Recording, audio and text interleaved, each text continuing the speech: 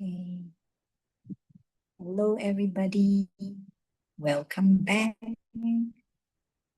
So good to see you back here. Today is 7th of May, 2026.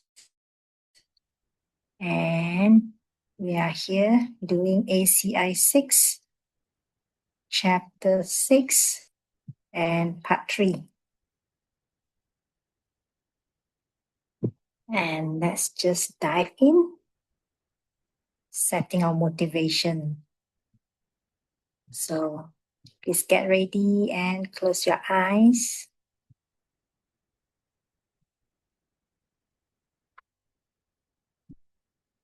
Just relax.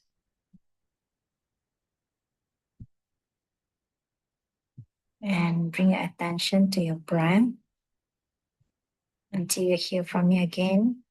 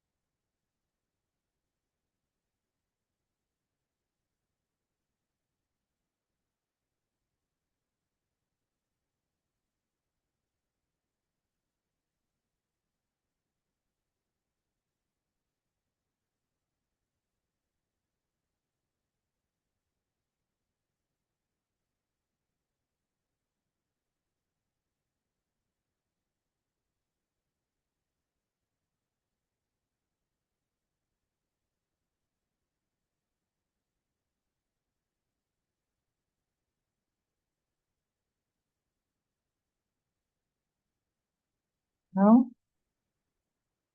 think of the problems that you're having in your life.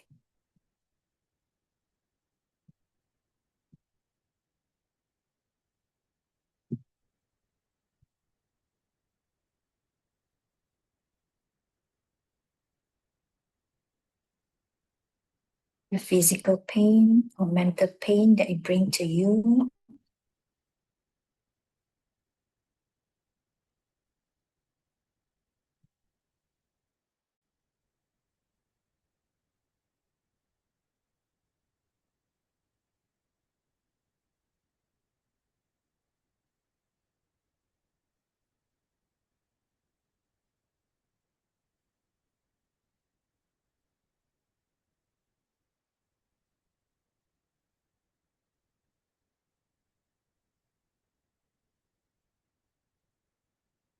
And know that what we learn in this class will give us the tool to stop our suffering.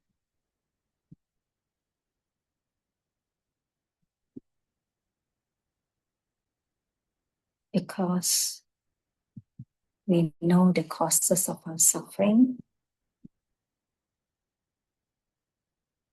and we know how we can stop the suffering.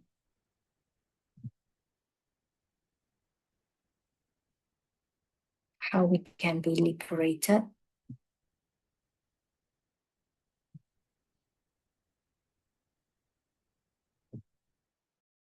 How we can be happy.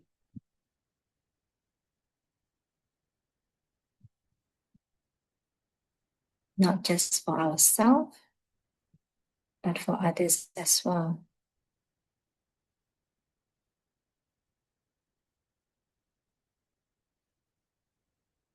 So hold this intention in your mind.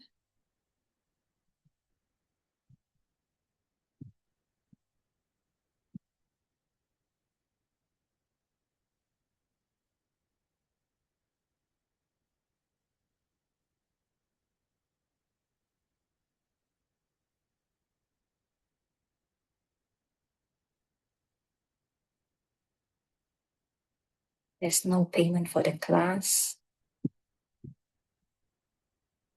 And we are grateful. And out of our gratefulness, we want to offer the mandala, the offering of the perfect world, where we will help to create, and followed by taking refuge. Here is the great earth, filled with the smell of the incense, covered with a blanket of flowers, the great mountain, four lamps, wearing a jewel of the sun and the moon, in my mind, and make them the paradise of the Buddha, and offered to you. By this deed, may every living being experience the pure world. Idam Guru Ratna Mandala Kami Atayami. They go for refuge and them enlightened to the Buddha, the Dhamma, and the highest community through the merit that we do in giving and the rest. May we reach Buddhahood for the sake of all beings. Go for refuge and them enlightened to the Buddha, the Dhamma, and the highest community through the merit that we do in giving and the rest. May we reach Buddhahood for the sake of all beings. Go for refuge and them enlightened to the Buddha, the Dhamma, and the highest community through the merit that we do in giving and the rest. We will become enlightened for the sake of all beings. And may it be so.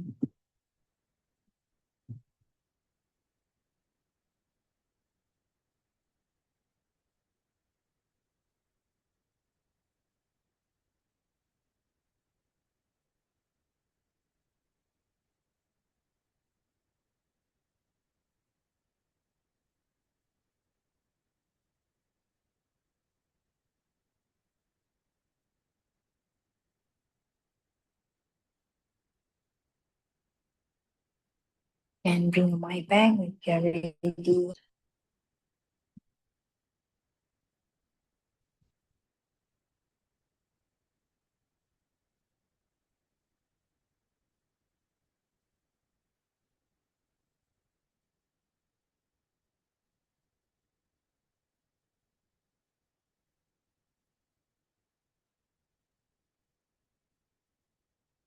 Hey, so chapter 6, Dhammakata Sutra. So this is the 5 stages in our spiritual career.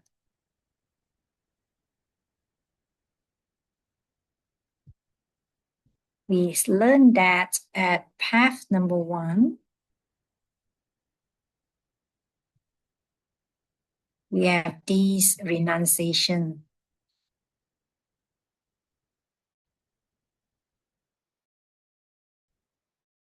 Right, we say Nganjung and Rabjung. With the mind, that our mind, we want to be free from this cycle of suffering. And so we do this Rabjung, where we devote a major time, a major part of our mind, a major part of our life to our spiritual practice. Okay, so path number 1, path of accumulation, accumulating enough disgust for this cycle of suffering, for this samsaric experience on condition, that we are sick and tired of the broken life. We want to get out of this cycle of suffering. Then we go to path 2, path of preparation, where a major part of our time and life is devoted to study, contemplate, meditate. We call it Tu Samgong. And then we accumulate serve, accumulate a lot of great virtue through that, and preparing us to see emptiness directly. And a major part of our study, a very important subject, is Chi Cheda. We mentioned about Chi Cheda, the study on quality and characteristics, general and specifics, the four Chi, Sok Chi, Prik Chi, Dun Chi, and Drak Chi. How our mind is creating the mental image in our mind.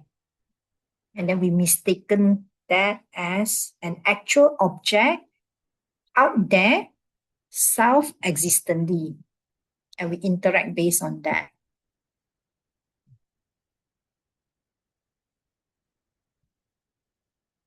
And that study of Chi Cheda help us, bring us, lead us to this direct perception of emptiness at path 3. But before that, at the highest, we call it highest Dharma Chuchuk, where at the end of path 2, we experience this Chuchuk, the highest Dharma. We experience how we directly perceive ourselves creating and projecting dependent origination.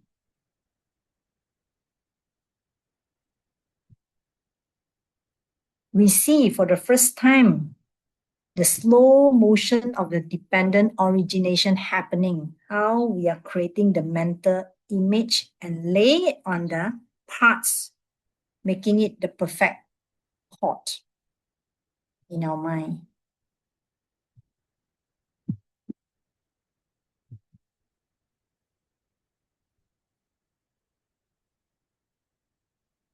That is experiencing the dependent origination, okay, for path 2.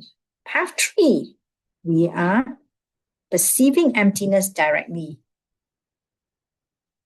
Okay, the first one is during the direct perception of emptiness. First, we cannot frame a thought, because framing a thought is a conceptual, right? Mental labeling. You cannot frame a thought.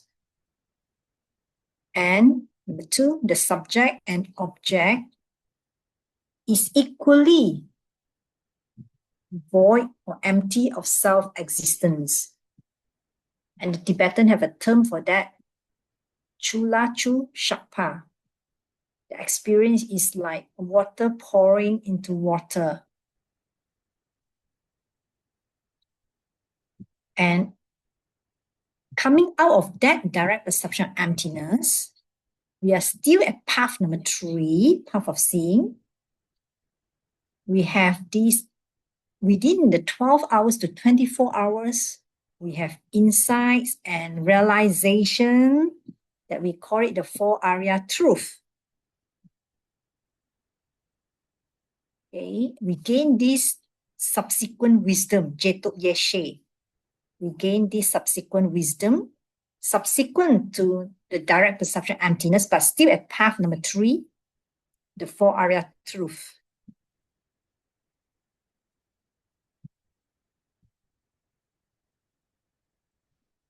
So we stopped at 4 Arya truth last week.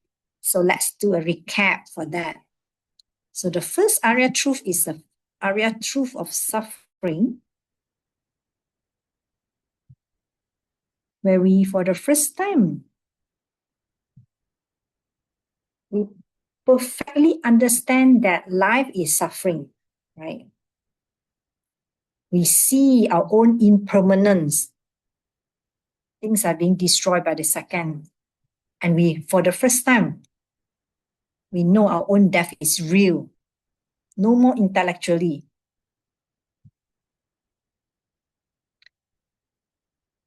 And we can read other people's mind. And so we can hear their thoughts, their mental affliction.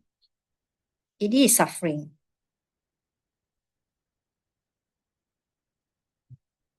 Okay, that is the Arya truth of suffering. Then Arya truth of the cause of suffering. We perfectly understand that the suffering has come through of our own ignorance, of our own misperception of the reality, and therefore that create the bad thoughts and the karma that we collect. Okay, we realize two things: that we never have a correct perception before, never have a correct perception before, and all our action are selfish, self-serving. Even as we do good deeds, it is still infected by desire, by pride, by our self-interest. That is the cause of our suffering. Then the third one is the Arya truth of cessation. Okay, we directly see that it is possible to end this suffering. Okay, three specific things are realized. We see the Buddha directly. Actually, it means the essence body of the Buddha, the emptiness body of the Buddha. We call it the Dharmakaya. Okay, and we see our own future Buddhahood, how many more lifetimes we have. They say 7, some say 21. You can make it in one lifetime too. And you won't be called that name that you are having right now. And the last one is the Arya truth of the path to the end of the suffering. You see how you can reach the end of the suffering by perceiving emptiness directly. Okay, and there are 6 realizations. Okay, you have a very strong physical sensation. We call it bodhicitta, the love spreading out from your heart, a heart-opening experience. It's like the light coming out from your heart. And you just love the people. Coming out of that, you just love the people. I remember I got read about this Mingyo Rinpoche. I won't go into very detail, Mingyo Rinpoche. And he almost died. And when he kind of like come back, it's like, wow, he just loved the world. And he wrote the book called In Love with the World. Yeah. So like normal people like me, we don't like this person, don't like that person. So it's a totally opposite experience. You just love everyone that you meet. How wonderful it will be, right? And the second will be you understand prostration and you just prostrate, lie down flat. Number 3, you make a real offering, not because someone see that you make an offering, not because you want someone to praise you. For the first time, you truly make a real offering and you truly understand the metaphor of diamond for emptiness. So I won't go into that. You go back to chapter 1 if you want to know about that. Number 4, you understand that those tanka, those statues, those sacred images, they are true in the sense that someone have saw it before and they draw it out. And number 5 is that you know for sure those teachings, those path that we are here, we are learning this path is correct. You have no doubt on the path. You have no doubt on the teaching. Nobody can tell you otherwise. Because you directly experience that. And the last one would be, you know that you're not crazy, you are not having a delusion, you have a correct and valid perception. Okay, so those are the 4 Arya truths which we completed last week. And that is enough for your questions 6 and 7. So moving from there, okay, I directly go into the question 8. Explain the meaning of the term illusion during the second half of the path of seeing, and so on. Explain what illusion does not mean. Okay, we know that during the perception emptiness and coming out of that, okay, you still see things as coming at you. I still see things as coming at me, but I don't believe it anymore. Okay, I don't believe, I know it's not true. I know it's not correct. The thing is not coming at me.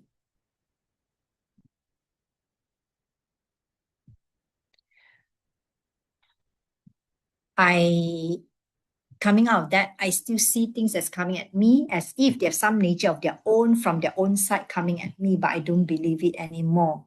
I cannot stop it. I still see it in that way, but I don't believe it anymore.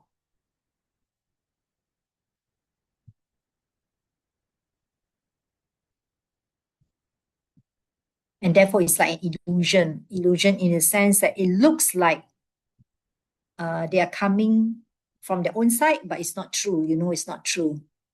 Okay, so it's an illusion.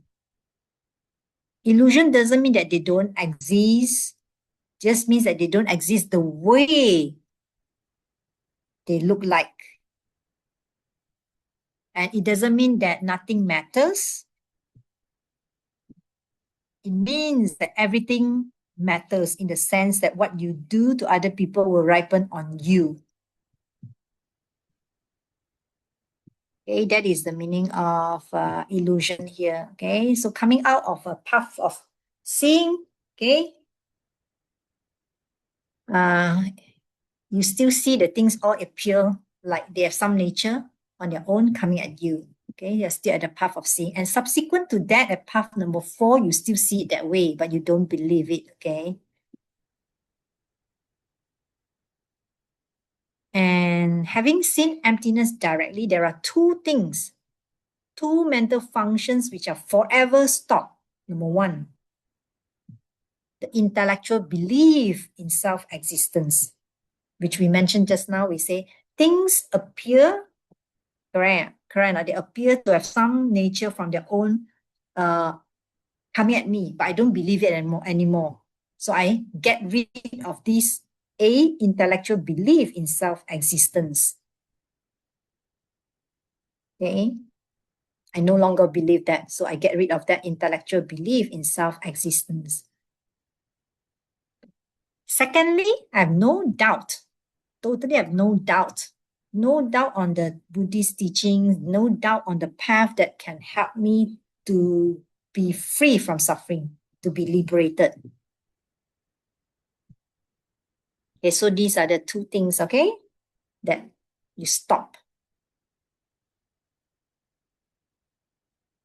Forever stop these two, but still got many. Okay, we have to get rid of along the way. So we're at path 4. Okay, path 4, we use what we have, path 4, okay, path of habituation.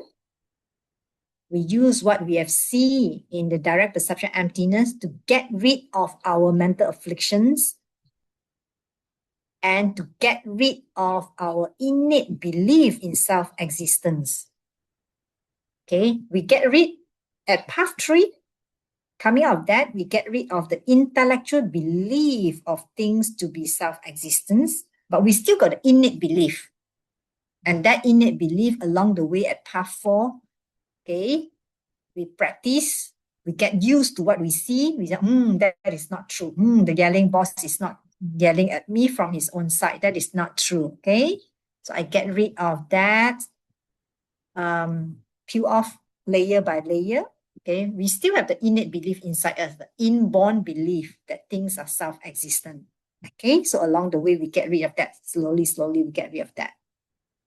Okay, and we see emptiness directly. At path 3 and coming out of that, at path 4, we get used to what we see. We see the yelling boss still yelling at me, coming at me, but I know it's not true. And I use my wisdom, okay, to purify the mental affliction. Yeah, we have this wisdom. Remember, we say emptiness and mental affliction, they cannot coexist. Correct now? So you have this understanding of emptiness, help you to get rid of these mental afflictions. Okay, so path 4, we are trying to get rid of our mental afflictions because we understand emptiness directly.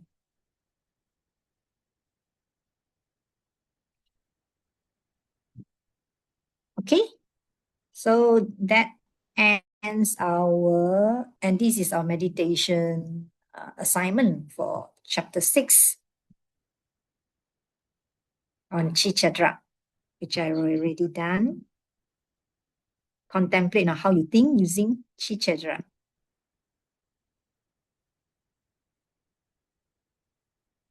Okay, I think we can, stop the recording. Thank you so much. And we are going to chapter 7.